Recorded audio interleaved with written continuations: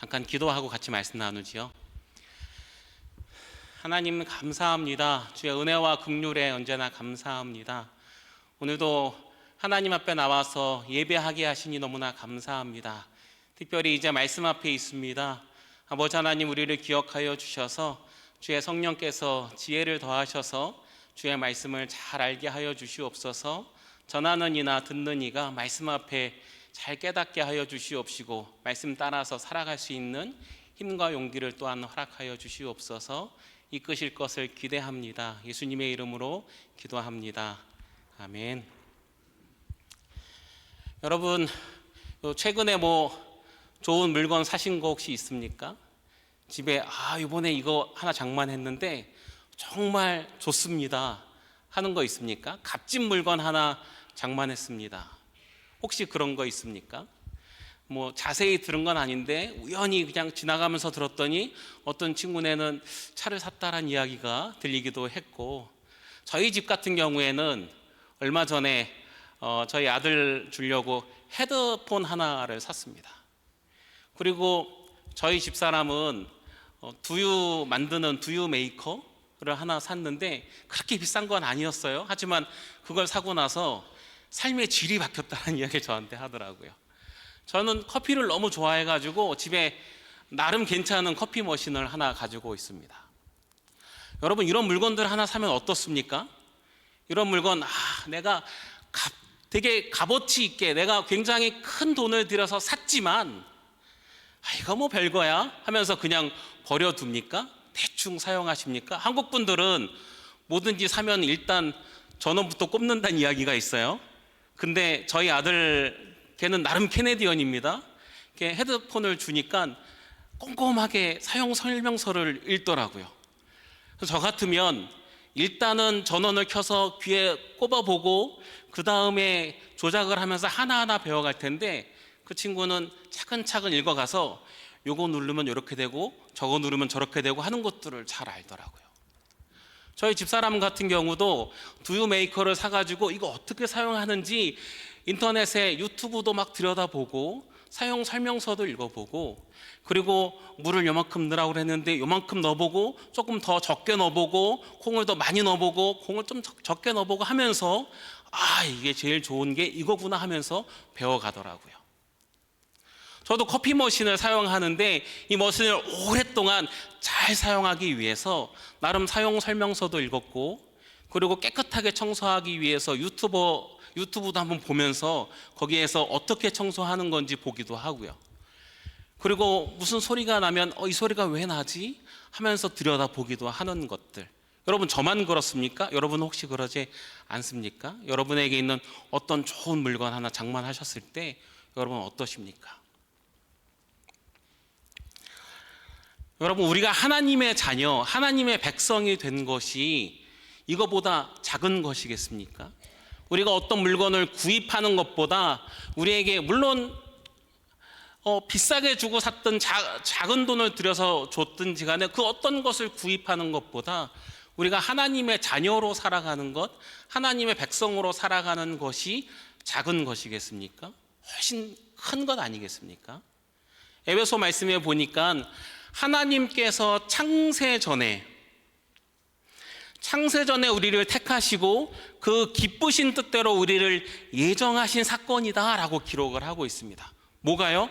우리가 하나님의 자녀가 된 것이, 하나님의 백성이 된 것이 하나님께서 창세 전에, 이 창세전이란 개념을 시간의 개념으로 보시면 저 먼 옛날로 보이시겠지만 하나님은 시간 위에 계시니까 하나님께서 하나님의 그 시간에 우리를 선택하셔서 그 하나님의 기쁘신 뜻을 따라서 예수 그리스도를 통해서 구원을 이루셨다라고 표현을 하고 있어요. 얼마나 대단한 겁니까? 우리가 커피 머신 사는 것보다, 우리가 두유 메이커 사는 것보다, 우리가 자동차를 하나 사는 것보다, 우리가 강아지 한 마리를 입양하는 것보다 이게 얼마나 놀라운 겁니까? 근데 여러분, 우리가 하나님의 백성으로 살아가는 데 있어서 우리는 그 다른 것처럼 열심으로 알아보려고 하지 않는다는 거예요. 그냥 경험 따라서 많이 신앙생활을 한다는 거죠. 안타깝게도 많은 사람들이 그리스도인으로 살아가는 것을 경험에 의지하며 살아갑니다. 나의 경험 또는 다른 사람의 경험을 가지고 살아가죠. 내가 예전에 예수 믿을 때 이랬어. 내가 예전에 예수 믿을 때 이랬어. 저 사람이 예수 믿을 때 저랬대 라는 이야기들을 통해서 살아가는 거예요. 그러다 보니까 지금 내가 그리스도인으로 살아갈 때 예전에 내가 아니라 지금 내가, 저 사람이 아니라 내가 그리스도인으로 살아갈 때에 그 살아가는 것이 너무 제한적이고 한계가 있다라는 거죠. 요즘을 AI 시대라고 부릅니다. 그래서 AI로 이것저것 많이 하는 것 같아요. 근데 저는 여러분께서 보시기에 제가 되게 젊어 보이겠지만 AI가 조금 이렇게 버겁더라고요. 그래서 우리 하 목사님은 AI로 그림도 그려서 막 올려주고 그러시는데 저는 아직 그런 할 줄 모릅니다. 그래서 제가 한 친구한테 AI 어떻게 쓰는 건지 나한테 좀 알려줘봐 그랬더니 AI 어떻게 쓰는 건지를 AI한테 물어보세요 했는데 그것도 잘 못하겠더라고요. AI 시대라고 이야기합니다. 근데 저는 그게 영 불편해가지고 아직 잘 활용하지 못합니다. 그러다 보니까 AI 활용하지 못하고 그 시스템을 제대로 활용하지 못하고 그 예전 방식으로 검색을 하고 준비를 하는 그런 제 모습을 보게 돼요. 시대는 AI 시대고 우리에게 정말 많은 것들, 좋은 것들이 준비되어져 있는데 우리는 거기를 따라갈 생각이 없는 거죠. 하나님께서 우리를 하나님 자녀로 삼아주시고 하나님 안에 풍성한 것들을 예비하고 준비해 놓고 있는데 우리가 그 사실을 알지 못하고 예전에 머물러 있다면 하나님께서 나를 위해서 준비하신 것이 있는데 정작 나에게 주어진 것들은 생각하지 못하고 남에게 주어진 것들만 바라보면서 살아가고 있다면 하나님께서 좀 안타까워하지 않으실까? 하나님 앞에 우리가 정말 그리스도인으로 잘 살고 있는 것인가 생각해 볼 때 부족하지 않은가라는 생각을 하게 됩니다. 디모데후서 3장에서 사도 바울은 디모데에게 이렇게 말씀합니다. 디모데후서 3장 14절부터 17절까지 말씀인데요. 그러나 너는 배우고 확신한 일에 거하라. 너는 내가 누구에게 배운 것을 알며 또 어려서부터 성경을 알았나니 성경은 능히 너로 하여금 그리스도 예수 안에 있는 믿음으로 말미암아 구원에 이르는 지혜가 있게 하느니라. 성경은 우리로 하여금 구원에 이르는 지혜가 있게 한다라고 말씀하고 있어요. 그러면서 이어지는 말씀에 모든 성경은 하나님의 감동으로 된 것으로 교훈과 책망과 바르게 함과 의로 교육하기에 유익하니 이는 하나님의 사람으로 온전하게 하여 모든 선한 일을 행할 능력을 갖추게 하려 함이라 라고 말씀을 합니다. 무슨 말씀이냐? 우리가 성경을 통해서 예수 그리스도를 믿어서 구원을 받습니다. 우리가 구원받는 것도 성경을 통해서 구원을 받아요. 하나님 말씀을 통해서 구원을 받습니다.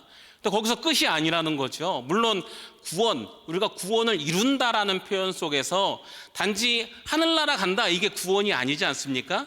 그러니까 구원을 이루는 것은 또 다르게 생각해 볼 내용이지만 오늘 말씀해 보니까 구원에 이르는 지혜를 갖게 되는데 거기에서 더 나가서 하나님의 사람으로 온전하게 되기 위해서 하나님의 사람으로 그리스도인으로 살아가게 하기 위해서 성경이 우리에게 주어졌다. 교훈과 책망과 바르게 함과 의로 교육한다라는 사실을 말씀해 주고 있는 거죠.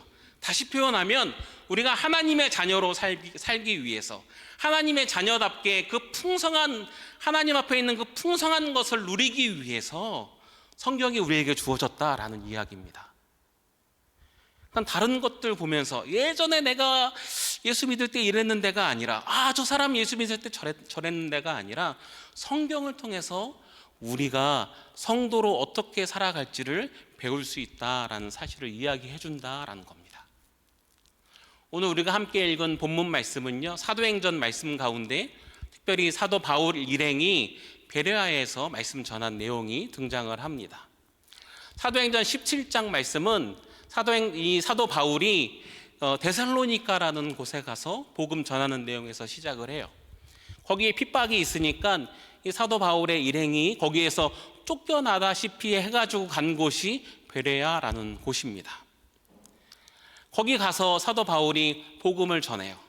또 오늘 말씀에 보니까 그 베레아 사람들이 하나님 말씀을 대하는 모습이 정말 성도가 하나님 말씀을 사랑하고 그 말씀을 따라서 살기 위해서 살아가는 모습을 잘 보여준다라는 것을 보여줍니다. 오늘은 저와 여러분이 이 베레아 사람들의 모습을 통해서 우리가 이 땅을 살아가면서 성도로서 하나님 말씀을 어떻게 대할 것인가 하는 것을 함께 나눴으면 합니다. 첫 번째로 그들은요, 데살로니가 사람들과 달랐다라고 말씀을 하고 있어요. 오늘 11절 말씀인데 같이 한번 읽을까요? 11절 말씀 함께 읽겠습니다. 베레아에 있는 사람들은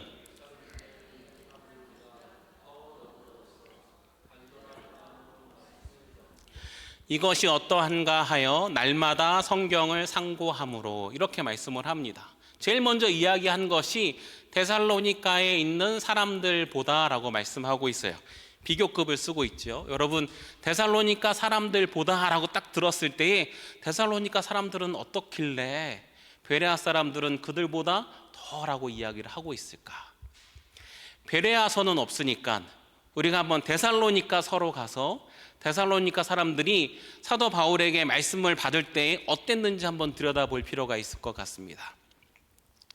말씀에 보니까 이렇게 말씀합니다. 데살로니가 전서 1장 6절에 보니까 또 너희는 많은 환난 가운데서 성령의 기쁨으로 말씀을 받아 우리와 주를 본받는 자가 되었으니.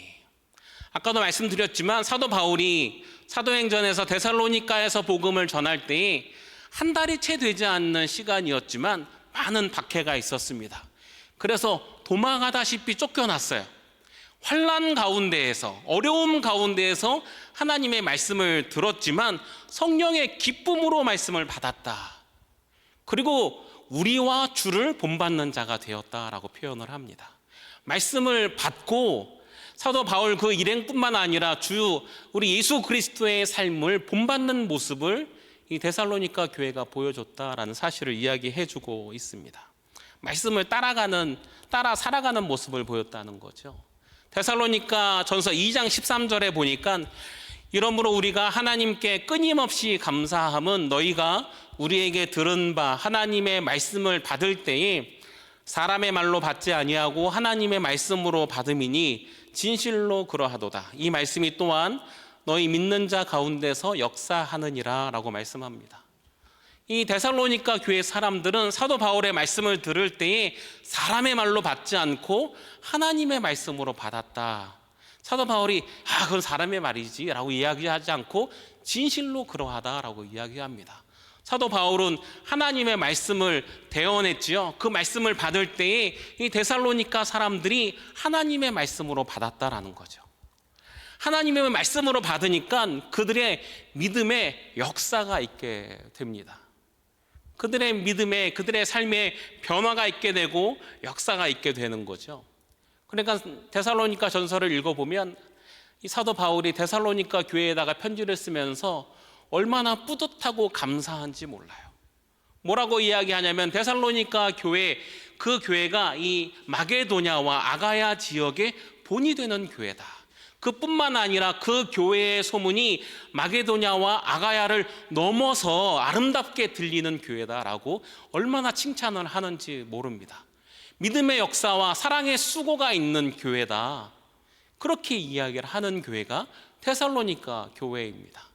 오늘 말씀에 보니까 뭐라고 이야기합니까?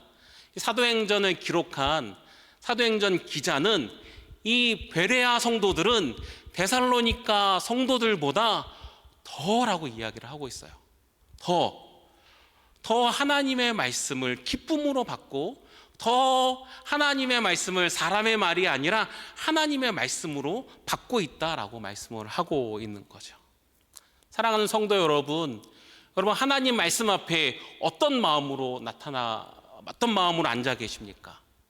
정말 이게 하나님의 말씀이구나, 하나님께서 나에게 주시는 말씀이구나, 그런 생각으로 앉아 계십니까? 아니면 오늘도 했던 또 얘기, 옛날 이야기, 혹시 그런 생각으로 앉아 계십니까? 너무나 다를 수밖에 없어요. 하나님 말씀으로 우리가 말씀을 받는 순간 이 말씀이 우리의 삶 속에서 일할 수밖에 없습니다. 하나님 말씀으로 받는 순간 그냥 흘려 보낼 수가 없는 거죠. 너무너무 소중한 말씀으로 받는 순간 그게 내 삶 가운데 믿음의 역사를 이루게 되는 줄 믿습니다. 두 번째로 그들은 더 너그러워서 간절한 마음으로 말씀을 받았다라고 표현을 하고 있습니다. 우리 같이 다시 한번 읽어볼까요?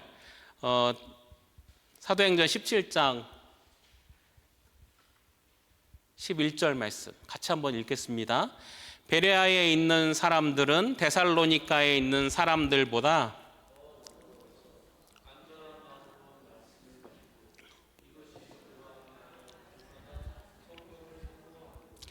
말씀해 보니까 데살로니가에 있는 사람들보다 더 너그러워서 간절한 마음으로 말씀을 받고 있다라고 이야기를 하고 있어요.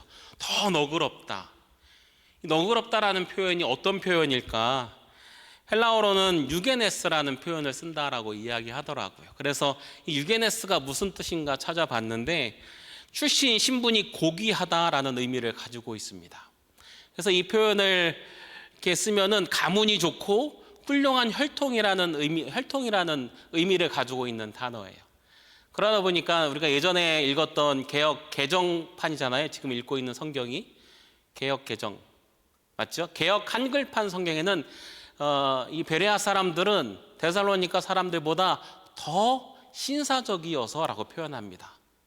제가 찾아보니까 쉬운 성경 같은 경우에는 베레아 사람들은 데살로니가 사람들보다 더 고상한 성품을 가진 사람들이었습니다 라고 표현했고요.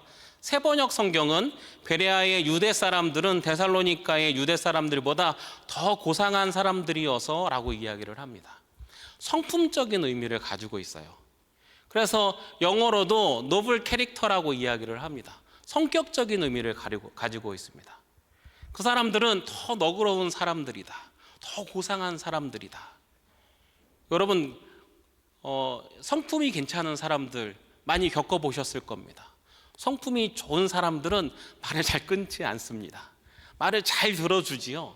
말을 잘 들어주고 그 말을 들을 때에 열린 마음으로 말을 들어줍니다. 그 사람이 어떤 사람이든지 간에 일단 열린 마음으로 많이 들어줍니다. 내가 지위가 높다고 내가 더 많은 것을 가지고 있다고 다른 사람을 깔보지 않지요. 그 사람들을 우습게 보지도 않습니다. 성품적으로 나은 사람들의 모습이 그런 모습인 것을 우리는 종종 보게 됩니다.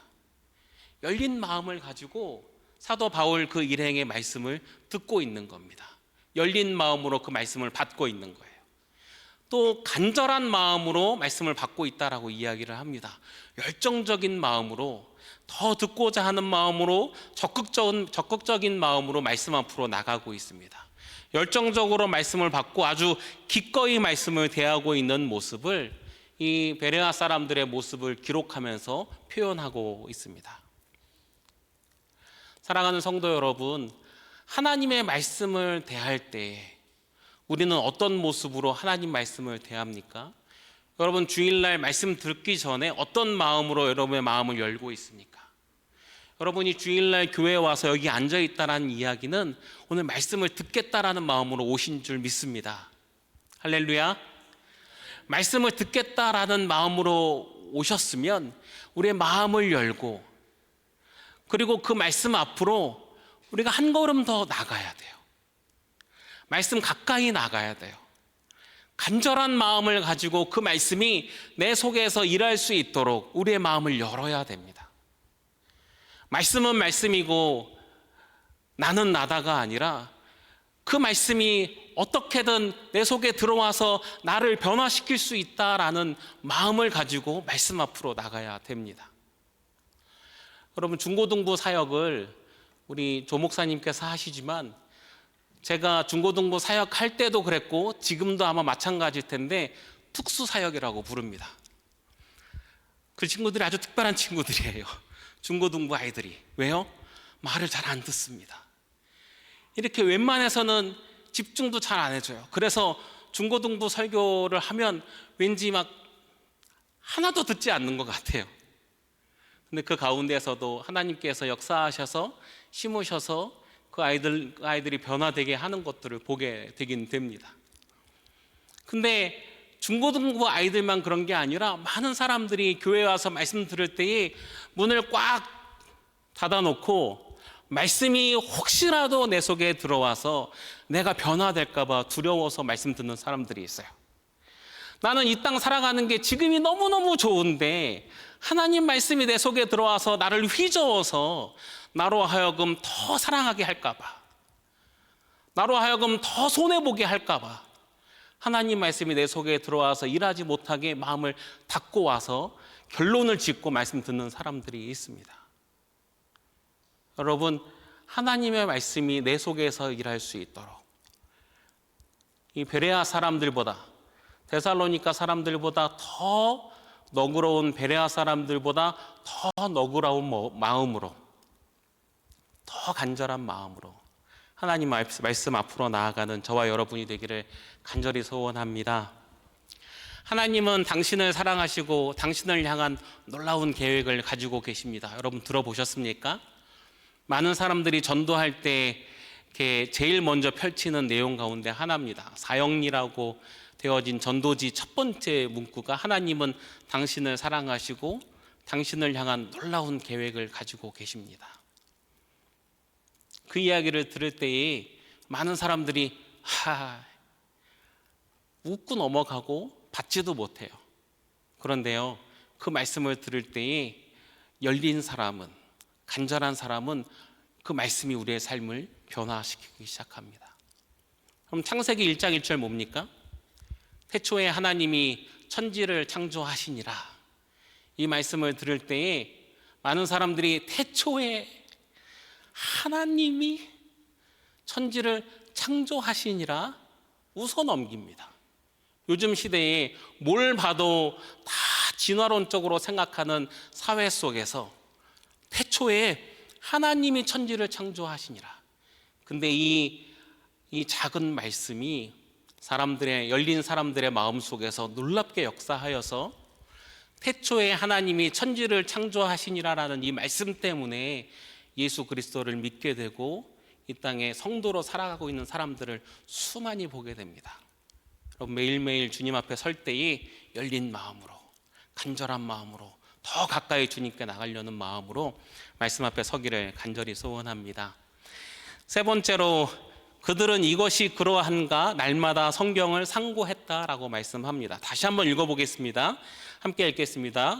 사도행전 17장 11절 말씀이죠. 베레아에 있는 사람들은 데살로니가에 있는 사람들보다 더 너그러워서 간절한 마음으로 말씀을 받고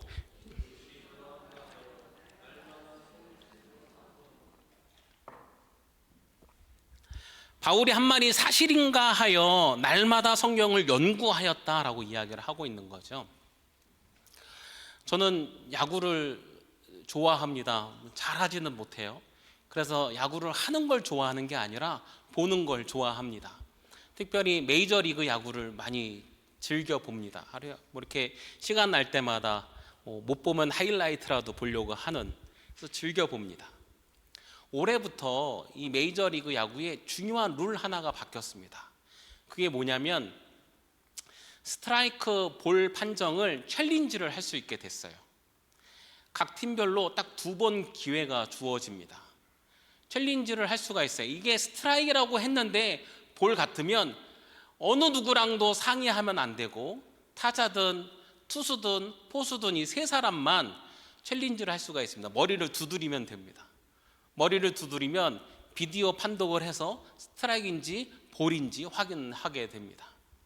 그렇게 하면 이 챌린지가 잘 맞으면, 그래서 이 콜 한 개, 판정한 것이 바뀌면 2번의 기회 중에 없어지지 않고 틀리면 2번의 기회 중에 한 번씩 없어지게 돼요.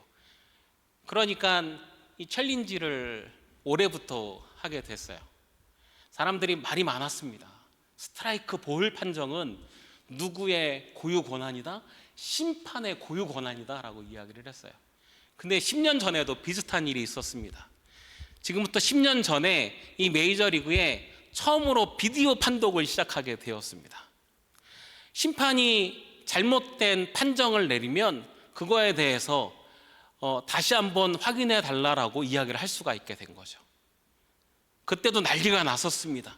심판의 권위에 도전한다라고 이야기했어요. 시간도 많이 걸릴 거야 라고 이야기를 했습니다. 근데 그렇게 되지 않았습니다. 시간도 많이 걸리지 않고, 그리고 이 일로 인해 가지고 심판의 권위가 더 서게 됩니다. 물론 심판이 틀린 판정도 내릴 수가 있어요. 그렇지만 경기는 더 확실하게 되는 거죠. 틀린 것을 고칠 수 있는 기회가 되어진 겁니다. 그러니까 예전에는 이렇게 오심도 경기의 일부야 라고 이야기를 하면서 그냥 넘어갔던 것들이 다시 뒤집혀져 가지고 이긴 팀이 이긴 게 되고 진 팀이 지는 게 되는 겁니다. 제대로 서게 되는 거죠.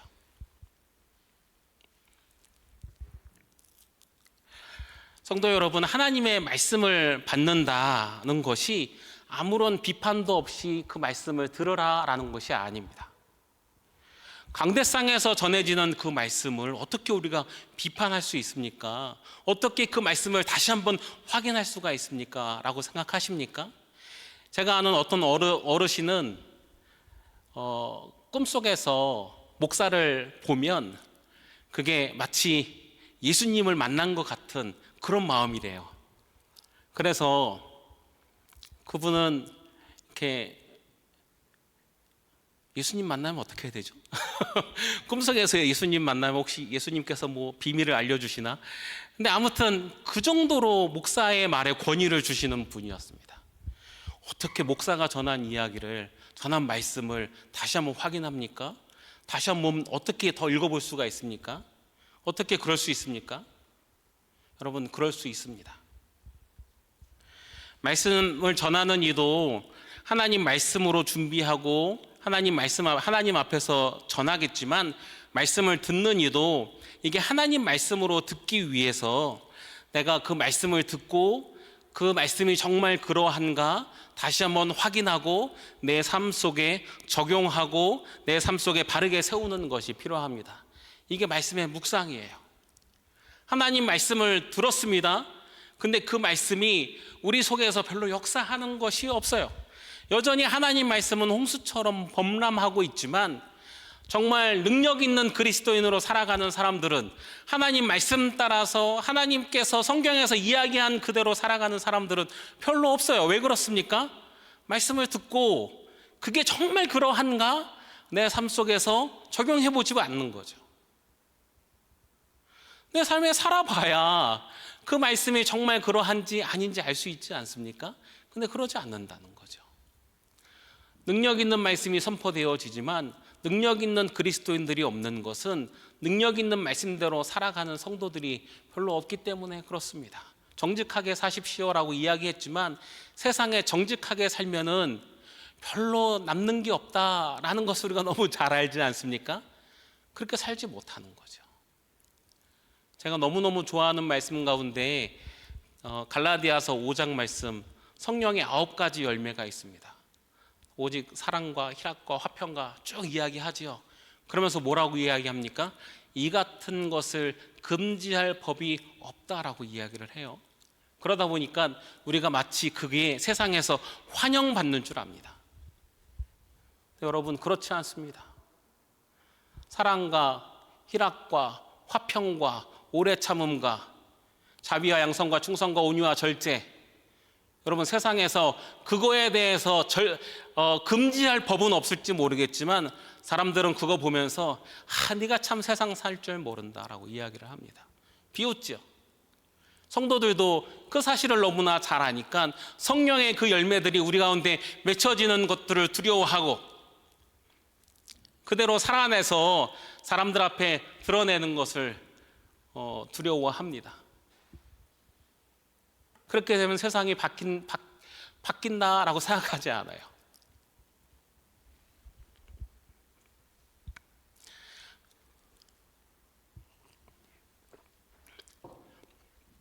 누가복음 24장에서 예수님께서 부활하신 그 사실을 예수님의 제자들 가운데 몇 명이 듣습니다. 그리고 나서 그랬음에도 불구하고 엠마오로 가는 2명의 제자의 모습이 등장을 합니다. 엠마오로 이 두 명의 제자가 예수님이 죽었던 사건 그리고 부활하신 소식을 들었어요. 그럼에도 불구하고 엠마오라는 동네로 내려갑니다. 한 25리 떨어졌다라고 하죠. 그래서 내려가요. 내려가는 길에 예수님께서 동행하십니다. 뭐 때문에 이렇게 근심하고 있냐라고 물어봤을 때 그 사람들이 당신은 예루살렘에 살면서 이야기도 못 들었습니까? 하면서 막 이야기를 하죠. 우리는 그 사람이 뭔가 놀라운 일을 행할 선지자인 줄 알았습니다. 그런데 십자가에 죽었어요. 그리고 나서 우리 가운데 어떤 사람들이 그가 살아났다는 이야기를 합니다. 그 이야기를 듣고선 예수님께서 이렇게 말씀을 하십니다. 누가복음 24장 25절 26절에서 이르시되 미련하고 선지자들이 말한 모든 것을 마음에 더디 믿는 자들이여 그리스도가 이런 고난을 받고 자기의 영광에 들어가야 할 것이 아니냐 하시고. 무슨 말씀입니까? 야, 여태까지 성경이 그렇게 이야기했는데 너 그것도 못 믿고 있으면 어떡해? 라고 이야기를 하는 겁니다. 예수님께서 지금 그 두 제자를 꾸짖고 있는 거죠. 그러면서 말씀하시는데 뭐라고 말씀하십니까? 야, 내가 니네와 함께 있을 때에 내가 얼마나 많은 사람들을 살려냈는지 너 기억 안 나냐? 내가 죽었던 야이로의 딸도 살렸고 내가 나사로도 살렸는데 기억 안 나? 그렇게 말씀하지 않으세요. 그것뿐만 아니라 내가 너와 함께 있을 때에 병들었던 자들, 배고팠을 때 내가 놀라운 일을 행했던 거 기억 안 나냐? 너 그거 경험했잖아. 그렇게 이야기하지 않아요. 뭐라고 이야기하시냐면 누가복음 24장 27절에 보니까 이에 모세와 모든 선지자의 글로 시작하여 모든 성경에 쓴 바 자기에 관한 것을 자세히 설명하시니라 라고 말씀합니다. 다시 말씀 안으로 들어가는 거죠. 그리고 그 말씀을 다시 한번 듣도록 이야기를 해주고 있어요. 말씀을 다시 한번 들여다볼 것을 말씀하고 있는 거죠. 다음 주일은 성령 강림 주일이더라고요. 부활절 후에 7째 주일 후가 성령 강림 주일입니다. 부활절이 6월절이니까 그리고 성령 강림 주일은 오순절이니까 그렇게 시기적으로 됩니다. 그러다 보니까 다음 주일이 성령 강림절입니다. 오늘이 여러분 5월 17일 아닙니까? 우리가 캐나다 살다 보니까 이렇게 조금 무뎌졌는데 한국은 5월 첫 번째 주일은 어린이 주일, 5월 두 번째 주일은 어버이 주일, 5월 세 번째 주일은 스승의 주일이라고 많이 합니다. 요한복음에서 예수님께서 요한복음 14장 26절에 보니까 보혜사 곧 아버지께서 내 이름으로 보내실 성령 그가 너희에게 모든 것을 가르치시고 내가 너희에게 말한 모든 것을 생각나게 하시리라 라고 말씀해요. 성령께서 우리의 스승으로서 오셔가지고 우리가 배운 말씀을 생각나게 하시고 또 우리에게 모든 것을 가르쳐 주신다라고 말씀하고 있는 거죠. 우리가 하나님 말씀을 들었을 때에 그 말씀이 정말 그러한가 아주 비판적으로 그 사람의 말에 꼬투리를 잡아서 한번 잘 따져보자 그런 의미가 아닙니다. 하나님의 말씀으로 들었을 때 이게 정말 하나님의 말씀이면 내 삶 속에서 내 속에서 어떻게 역사하는지 한번 들여다보자. 말씀을 다시 한번 묵상하고 이 말씀이 정말 말씀 속에서 그대로 우리에게 주어진 것인지 한번 들여다보고 그때에 성령께서 우리 가운데 역사하셔서 우리로 하여금 그 말씀을 생각나게 하시고 그 말씀을 깨닫게 하시고 그 말씀대로 살아갈 수 있는 힘과 능력을 더하여 주신다라는 사실을 이야기해 주고 있는 거죠. 그럴 때에 이 베레아 사람들이 이 일로 인해서 더 많은 사람이 예수를 믿게 된 것처럼 우리도 우리의 삶 가운데 더 예수를 제대로 믿게 되고 예수 믿는 사람의 삶을 감당할 수 있게 되는 겁니다. 내가 말씀대로 살아봤더니 그 말씀이 내 속에서 정말 놀라운 방향으로 인도하여 주시더라. 내가 절망하지 않고 다시 주님께 영광과 찬양을 드리게 되더라. 그 사실을 보게 되면서 내가 다시금 성도로서의 삶을 다시 한번 세워나가게 되는 거죠. 이제 말씀을 맺겠습니다. 우리는 말씀 앞에서 어떤 모습입니까? 바라기는 저와 여러분이 베레아 사람들처럼 말씀 앞에 열린 마음으로 말씀 앞에 더 가까이 가는 마음으로 그 말씀 내가 내 삶 속에서 어떻게 이루어 나갈지 내 삶 속에 적용하고 들여다보고 다시 한번 살아내보는 모습으로, 그리고 내가 그게 잘 감당되어지지 않을 때마다 다시금 나의 스승 되시는 성령께 다시 한번 무릎 꿇고 내 삶이 하나님 앞에 바르게 설 수 있도록 이끌어 주시도록 몸부림치면서 살아갈 때에 저와 여러분이 더 하나님 앞에서 하나님께서 예비하시고 준비하신 성도의 그 복된 삶을 누리게 될 줄 믿습니다. 그때 성령께서 또한 함께 역사하시고 놀랍게 이끌어 가실 줄 믿습니다. 바라기는 저와 여러분이 그 놀라운 삶을 잘 누릴 수 있게 되기를 저 보시고요, 주님의 이름으로 간절히 소원합니다. 다시 한번요. 간절히 소원합니다. 아멘. 우리 같이 한번 기도하죠. 사랑과 은혜가 많으신 아버지 하나님, 오늘 베레아 사람들의 모습을 보면서 우리는 말씀 앞에 어떤 모습인지 한번 들여다봤습니다. 내가 성도로 잘 살아가기 위해서 하나님 말씀이 내 속에서 역사해야 되는데, 정작 우리가 말씀 앞에 정말 베레아 사람들처럼 열린 모습으로 나아갔는지, 그 사람들처럼 간절한 모습으로 나아갔는지, 하나님 말씀을 하나님 말씀으로 받았는지, 기쁜 마음으로 받았는지 점검할 때에 많이 연약했음을 고백합니다. 그 말씀이 내 속에서 일할 수 있도록 우리가 그 말씀 따라서 살아봤는지 또한 들여다볼 때 많이 부족했음을 주님께 고백합니다. 바라기는 우리 사랑하는 지체들이, 주의 자녀들이 주께서 예비하신 그 놀라운 복을 누리며 살아가게 되기를 간절히 원하는데, 정말 말씀대로 한 걸음 한 걸음 살아갈 수 있도록 도와주시옵시고, 그때마다 성령께서 우리에게 가르쳐 주시고 가르쳐 주시는 그대로 우리가 잘 감당할 수 있도록 힘과 용기를 더하여 주시옵소서. 하나님 인도하여 주시옵소서. 감사합니다. 예수님의 이름으로 기도합니다. 아멘.